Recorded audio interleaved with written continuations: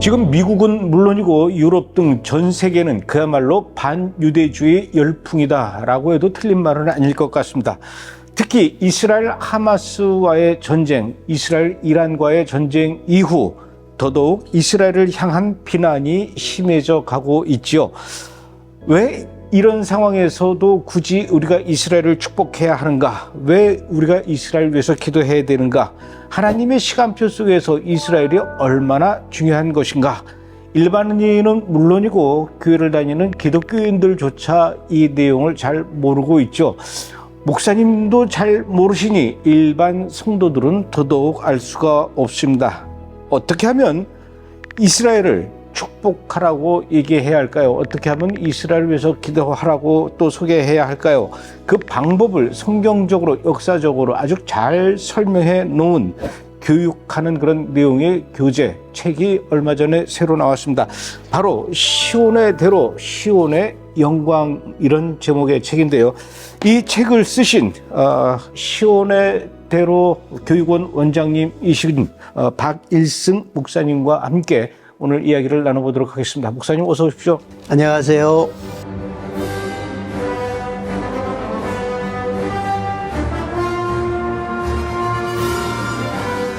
목사님, 제가 이 책을 저한테 보내주셔가지고 제가 미리 읽어봤거든요. 네. 정말 제가 그동안 이 브레드 TV 하면서 정말 기다리던 그런 내용으로 책을 아주 잘 구성하셨어요.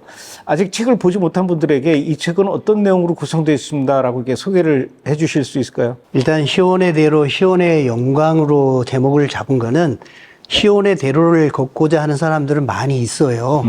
이스라엘에 대한 사랑하는 마음을 가지고 이 길에 올라선 사람들은 많이 있는데 마지막까지 시온의 영광에 이르도록 하는 사람은 많지 않은 것 같습니다. 그래서 시온의 대로를 걸을 뿐만이 아니라 마지막 주님 만나 뵐 때까지 이 길을 계속 가십시오. 주변에 유혹이 또는 압력이 많거든요. 정말 중요한 사역이잖아요. 이스라엘 사역이라는 게 쉽지 않은, 그렇지만 정말 중요한 사역인데 뒤로 물러가지 않고 끝까지 이 하나님의 영광에 이룰 수 있도록 이 길을 걸어라. 그런 마음을 담아서 시온의 대로, 시온의 영광이라고 일단 이름을 지었습니다. 그리고 제가 부제로 이름을 붙인 건 뭐였냐면, 보시면 알겠지만 예수 그리스도와 복음 그리고 이스라엘이라고 붙였거든요.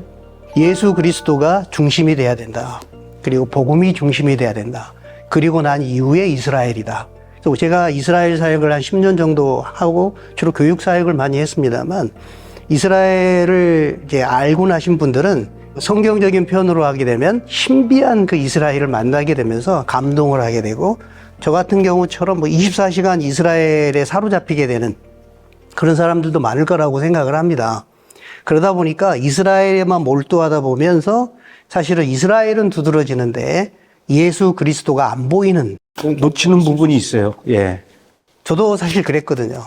이스라엘을 알고 이스라엘에 너무 몰두하다 보니까 제 아내가 옆에서 당신한테는 이스라엘은 보이는데 예수님이 안 보이는 것 같아.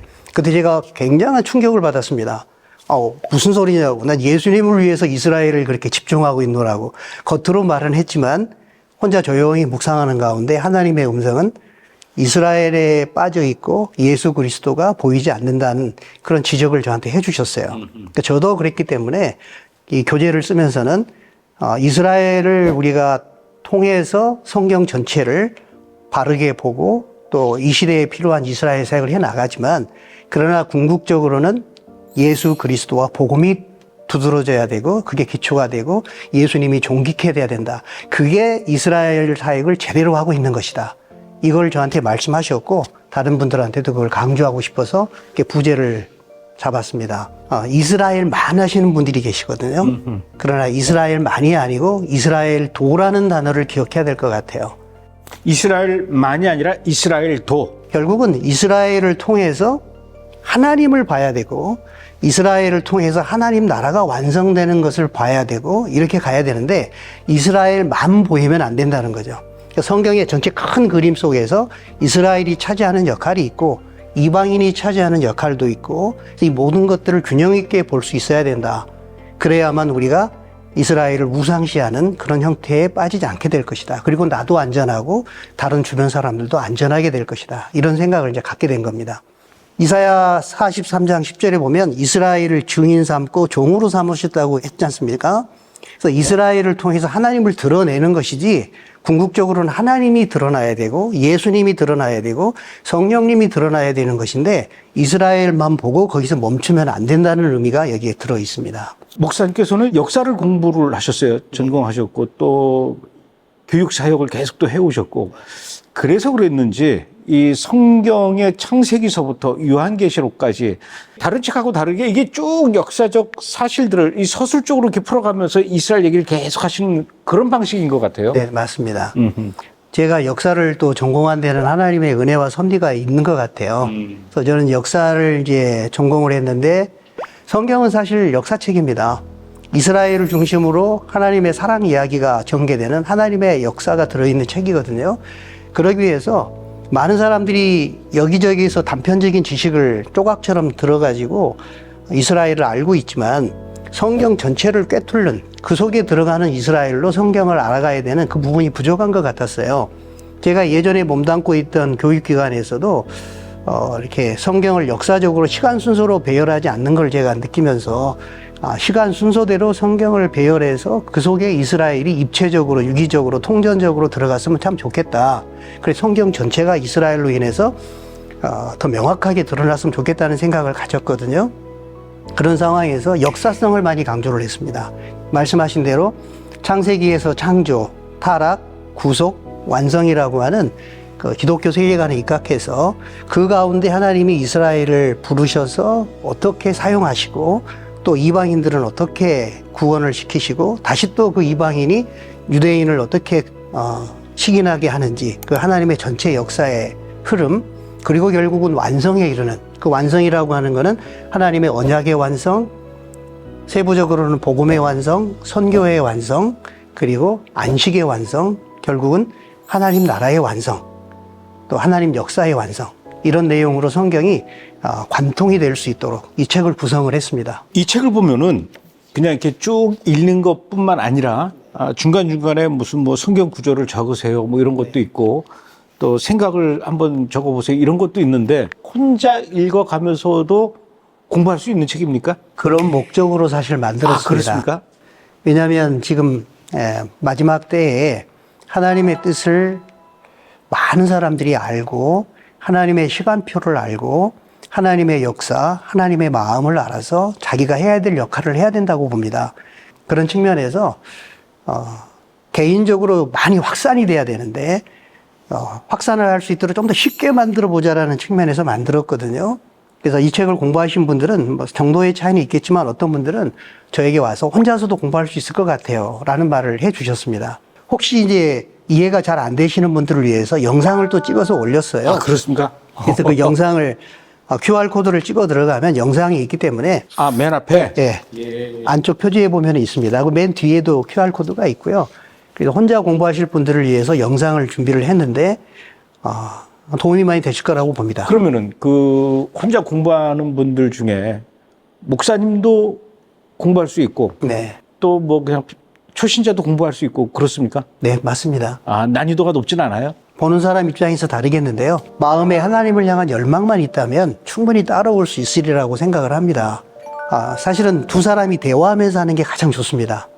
제가 먼저 생각하고 있는 그림은 부모님들이 이 책을 가지고 혼자 열심히 공부하시거나 또는 강의를 들으시고 자녀와 함께 공부했으면 좋을 것 같아요. 그렇군요. 그래서 가정에서 예배가 회복이 되고 대화가 회복이 되고 그리고 나서 아이들이 이 역사성이 있는 성경 공부 교재이기 때문에 하나님의 역사, 하나님의 시간표가 어떻게 흘러간다는 걸 알고서 나는 이걸 해야 되겠구나, 이 일을 해야 되겠구나, 내 재능과 나의 은사를 따라서 내가 해야 될 일은 이거야 라고 자기의 적용과 실천 사항을 찾았으면 좋을 것 같고요.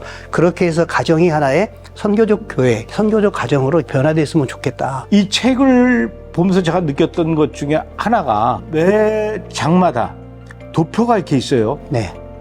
도표가 또 앞권이에요. 이 도표 좀 설명해 주십시오. 제가 이 책을 만들면서 가장 마음을 들였던 부분이 도표입니다. 노래라든가 그림은 기억에 잘 남지만 글자는 기억에 안 남습니다. 그래서 시각화되지 않으면 교육적으로 오래가지 못하기 때문에 거기에 착안을 해서 도표화를 해야 되겠다. 1과에서 5과까지를 한눈에 볼 수 있도록 각 과의 맨 마지막에 누적돼서 도표를 만들게 되고 결국은 한 장으로 성경 전체를 요약할 수 있도록 만들었거든요. 물론 거기에는 이스라엘이 포함되어서 들어가는 도표가 되겠습니다. 도표도 목사님이 다 직접 그리신 거죠? 직접 만들었죠. 그게 하나님께서 머릿속에 떠올려주게 하세요. 그래서 저에게 역사를 공부하게 하고 역사를 가르치게 하는 그런 역할을 하게 하셨구나. 이때를 위함이었구나 라는 생각을 하게 됐습니다. 이제 목사님한테 좀 개인적인 질문을 좀 해볼게요. 그 목사님은 대학에서 역사학을 이제 공부하셨고 역사를 공부하셨고 또 대학원에서도 역사를 공부하시고 거기다가 또 신학교를 가셨어요. 네. 기본적으로 기독교 신앙을 갖고 계셨다라는 건 알겠는데 그렇다고 해서 모든 기독교인들이 다 이렇게 처음부터 이스라엘을 알게 되지는 않거든요. 목사님은 어떤 계기로 이스라엘에 이렇게 관심을 갖고 이렇게 책까지 쓰실 정도까지 되셨습니까? 하나님의 은혜라고 생각이 되고요. 제가 2007년도에 그 신학생들과 함께 이스라엘을 갔었습니다. 그때는 이제 성지순례라는 이름으로 간 건 아니었고요. 그 이스라엘 기독교 유적지 답사 이런 이름으로 붙여가지고 갔거든요. 근데 참 사람을 잘 만나야 됩니다. 저를 가이드 하신 분이 지금 제가 알고 있는 이스라엘의 개념을 알고 계신 목사님을 가이드로 만났어요. 깜짝 놀랐습니다. 한 번도 들어보지 못했던 말을 듣게 된 거예요. 이스라엘은 제가 모르고 있었던 건 아니거든요. 그 당시만 해도 제가 이스라엘에 대한 관심을, 성경을 이해하려면 이스라엘을 알아야 되니까 뭐 신구약 배경사 정도로 이스라엘을 알고 책도 사서 보고 그랬거든요. 그래서 이스라엘을 모른다고 생각하지는 않았습니다. 그러나 지금 제가 쓴 책의 내용에 이스라엘을 안 건 아니었죠. 2007년도에 이스라엘에 가서 그 목사님을 만나고 그 목사님은 이제 메시아닌 유대인들을 만나서 그분들과 교류했던 분이세요. 그러다 보니까 그들이 보는 성경의 관점을 갖고 계셨고 그 관점을 저에게 소개시켜 준 거예요. 근데 제 마음이 뜨거웠어요. 그런 얘기를 처음 들으신 거죠? 처음 들었습니다. 그때부터 이제 혼자 이스라엘을 알아나가기 위해서 인터넷도 검색해보고 이스라엘을 알 수 있는 자료가 있는지, 저는 그때 이스라엘 단체가 있는지도 몰랐고 이스라엘에 관련된 그런 내용의 책들이 있는지도 몰랐어요. 혼자 연구하다가 사실은 좀 지쳤죠. 혼자 공부하다가 이제 여러 세상 일로 또 바쁜 일정으로 점점 시들시들해지다가 사실은 2015년도라고 기억이 되는데 그때 1월 달이었어요. 김종철 감독님의 회복이라는 영화를 우연히 TV에서 봤습니다. 아이고 이런. 정말 하나님의 그 인도하심이라고 생각을 해요. 그때 그 회복 영화 만들 때 네. 이스라엘에서 촬영할 때 현지에서 많이 도와주셨던 분이 네. 지금 목사님께서 성지순례 처음 갔을 때 그 가이드 해주셨다는 그 목사님이에요. 그러시군요. 그분이 그 회복 영화 때 많이 도와주셨어요. 하나님은 위에서 다 보시고 이렇게 맞춰 나가시는 것 같아요. 2015년도 초에 제가 회복이라는 영화를 보고 다시 이스라엘에 대한 마음이 불러 일으켜졌어요. 그러니까 식어가는 그 마음에 회복 영화가 다시 불을 질렀습니다. 그 시기에 또 제 논문 지도하셨던 신학교 지도 교수님의 사모님이 알리야 영상 하나를 보내주신 거예요. 그게 아주 또 결정적이었습니다. 저는 역사를 공부하거나 교회를 다니거나 신학교를 다니면서 알리야라는 단어를 들어본 적이 없었습니다. 근데 그 영상을 통해서 알리야를 듣는 순간 제가 지금까지 알고 있는 지식이 쫙 깨맞춰지는 거예요. 역사를 전공해서 저는 알거든요. 한 나라가 흩어져 가지고 다른 나라에선 한 200년 정도 살게 되면요 동화돼서 사라집니다.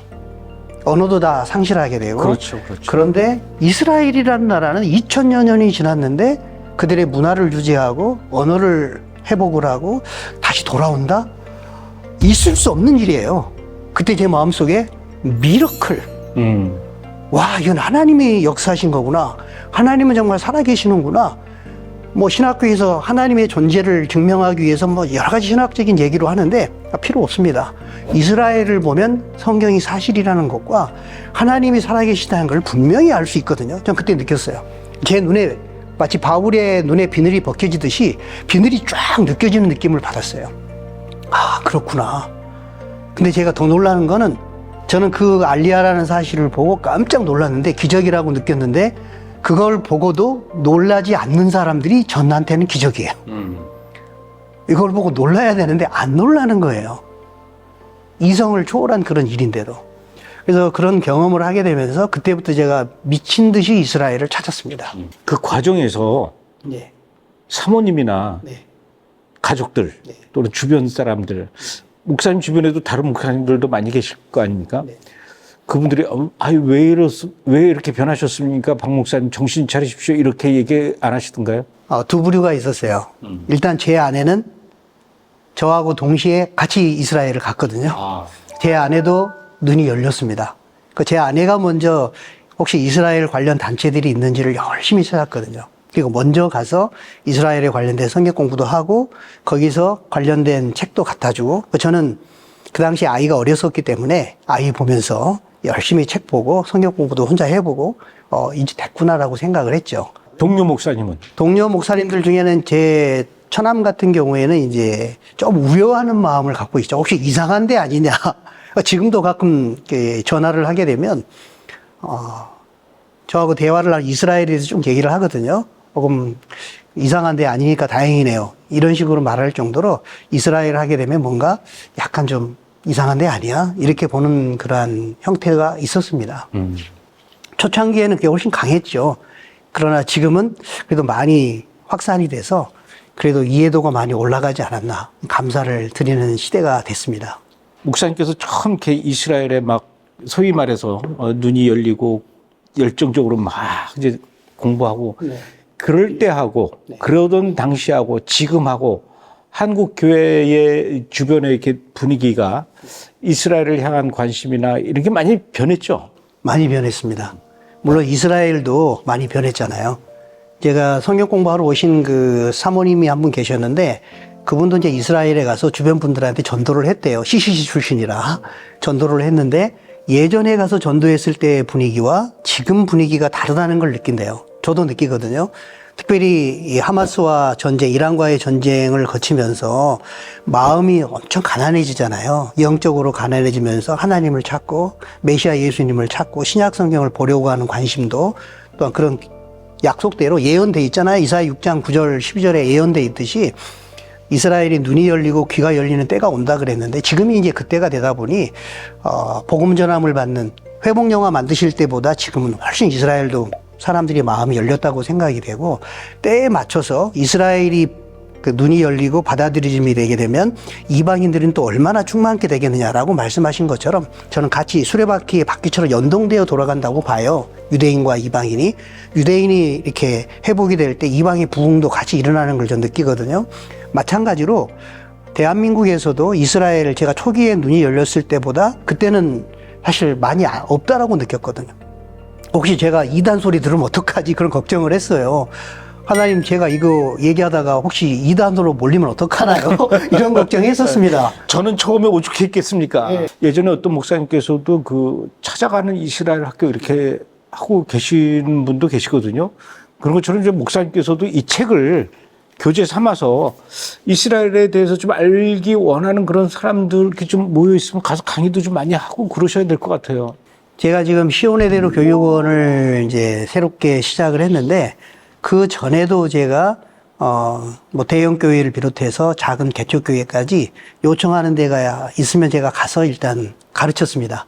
강의를 듣기 원하면 몇 주, 뭐 몇 달 이렇게 코스가 있습니까? 아니면 한두 번 가서 하시는 건가요? 5가잖아요. 예. 그래서 한 번 할 때마다 2시간 정도 해가지고 5주 정도 가장 미니멈 5주가 되고요. 그러나 조금 더 디스커션하고 하브루타 방식으로 하게 되려면 8주 정도는 필요할 것 같고요. 그리고 나서 이제 이거를 리더십을 교육을 해가지고 자기 교회에서도 자체적으로 교육하게 되시려면 리더 교육은 따로 또 받으셔야 되고 제가 알고 있는 내용의 내용으로 같이 방향성을 잡아서 같이 가르칠 수 있는 그런 형태가 되는 것도 좋다라고 생각을 합니다. 교회 다닐 경우에는 이제 이 사람들을 모아서 목사님을 이제 초청하면 되는데 일단 우선 나부터 좀 들어야 되겠다 그러면은 그 교육원을 가시면 되나요? 교육원에 토요일에 교육을 하거든요. 그래서 이제 직장인들 같은 경우에 시간이 안 될 경우에는 주중에도 오픈할 생각을 하고 있습니다. 그래서 주중이든 주말이든 찾아오는 사람을 향한 트랙이 하나 있고요. 그리고 요청하시게 되면 가서 할 수 있는 어떤 트랙이 2가지 트랙으로 운영을 과거에 했었습니다. 지금 이제 초창기다 보니까 사무실에 오셔서 하는 걸 일단은 권장을 하고 있습니다. 아이고, 앞으로 목사님 굉장히 많이 바쁘지셔야 될 것 같으네요. 바빠져서 많은 사람이 이스라엘을 더 알게 되면 좋을 것 같아요. 지금 때가 됐거든요. 온 이스라엘이 구원을 받아야 될 시즌이 지금 됐거든요. 그렇습니까? 지금은 마지막 중에서도 마지막이고, 성경에서 말씀하고 있는 이란과 하마스와 이렇게 이스라엘의 전쟁이라든가 이런 내용들, 또는 뭐 징조로 보여주신 나라와 나라가 대적을 하고, 마태복음 24장에 나오잖아요. 민족과 민족이 대적을 하고, 기근과 지진과 전염병, 또는 땅끝까지 복음이 전파되는 거, 그 유대인들이 바루카바 베스셈 아도나이 하면서 예수님을 오시도록 메시아로 인정하는 그런 상황들, 이 모든 것들이 마지막 때를 알리는 징조들이라고 말씀해 주셨는데, 그 일이 지금 우리 시대에 일어나고 있잖아요. 그렇기 때문에 마지막 때라는 걸 알고 더욱더 준비하고 근신하고 깨어 기도해야 될 때가 됐기 때문에 때에 맞는 양식으로 먹이라고 하셨거든요. 마태복음 24장 45절. 그러니까 때에 맞는 양식으로 이러한 내용들이 목사님들과 또는 신학교와 일반 교회와 가정에 사실은 이게 들어가서 제대로 알고 하나님의 마음을 알고 하나님의 역사를 알아서 가르쳐야 되는 그런 때가 됐다라고 보고요. 그 때에 맞춰서 저도 바빠졌으면 좋겠습니다. 목사님 말씀 들으면서 제가 머릿속에 떠오르는 거는 일단 목사님들을 이렇게 모아가지고 목사님 반을 만들어서 목사님을 교육시키면 목사님은 또 성도들한테 또 교육하고 목사님 반, 그리고 목사님 말고도 다른 사람에게 교육시킬 수 있을 만한 지도자반을 또 만들어가지고 제자를 많이 만드셔야 될 것 같아요. 어떤 선교사님께서 저를 어떻게 아셨는지 저를 선교사님을 대상으로 하는 그러한 대학원이 있는데 그 곳에 줌으로 선교사님들은 여러 군데 흩어져 계시니까 줌으로 강의를 해달라고 하셔가지고 제가 5주간인가를 한번 줌으로 강의한 적이 있어요. 하나님께서 제가 이스라엘을 알게 했을 때 선교사님들이 만약에 깨어나면 이스라엘이 전 세계 110개 국가 정도에 흩어져 있는데 그분들이 자기가 있는 곳의 선교지에 유대인들을 만약에 전도하고 또는 알리야하고 이런 데 깨어나게 되면 얼마나 좋을까. 사실 그것이 선교사님들한테는 축복이거든요. 이스라엘을 축복하면 너를 축복하리라고 하신 대로 선교사님의 사역이 축복받는 비결은 이스라엘을 위해서도 편에 서는 게 축복이란 말이죠. 그런 맥락에서 이스라엘 선교를 할 수 있으면 좋겠다는 생각에 너무 기뻤어요. 저를 불러주셔서 선교사님 대상으로 했고 또 목사님들도 교육할 때 많이 찾아오세요. 그래서 목사님들하고도 성역 공부를 하는데 그분들은 이제 자기 성도들에게 할 수가 있죠. 근데 어떤 목사님이 이런 얘기를 하더라고요. 이단들도 이스라엘을 합니다. 맞습니다. 이단들도 이스라엘을 하는데 그때 이런 얘기를 디스커션을 했어요. 맞습니다. 일종의 진짜를 방해하기 위해서 사탄이 가짜를 가지고 이런.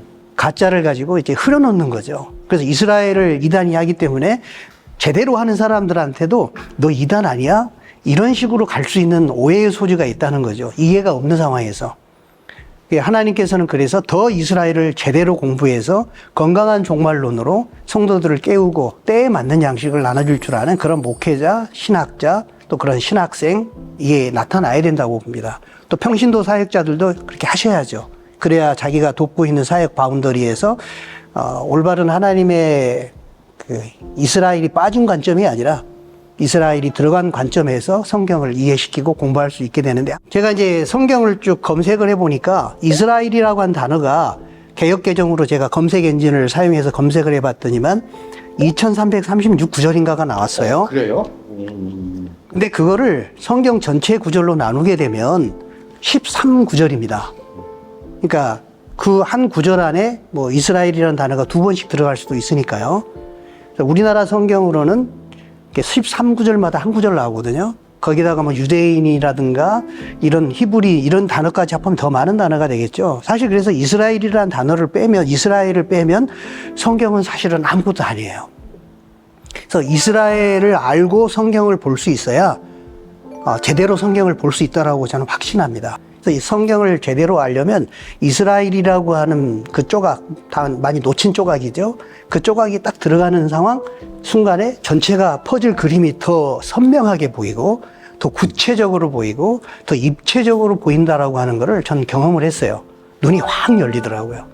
그래서 성경을 너무 막 추상적으로 영적으로 해석하지 않아도 구약의 선지서라든가 이걸 보게 되면 그냥 읽어져요. 그런 경험을 했습니다. 이스라엘을 알게 되시면 아마 그런 경험을 하시게 될 거라고 저는 믿습니다. 어쨌든 이 책이 앞으로 좀 많이 팔리고 많이 읽혀줬으면 좋겠어요. 저도 뭐 이스라엘에 대해서 나름대로 안다라고는 알았지만 아까 목사님 말씀하셨던 것처럼 이 책을 통해서 그야말로 이 구슬들이 하나로 쫙 깨어지는 그런 경험을 하게 한 책이 바로 이 책이거든요. 여러분들도 이 책을 좀 구입해서 좀 읽어봐 주셨으면 좋겠고요. 또 읽고 공부하는 거 굉장히 유익할 것 같습니다. 특히 여기 책에 보면 QR코드도 있다니까 목사님 강의도 듣고 또 책도 읽고 그러면 좋을 것 같아요. 정말로 앞으로 많이 바빠지셨으면 좋겠습니다, 목사님. 네, 감사합니다. 네, 오늘 이렇게 귀한 시간 내주셔서 고맙습니다. 감사합니다. 감사합니다.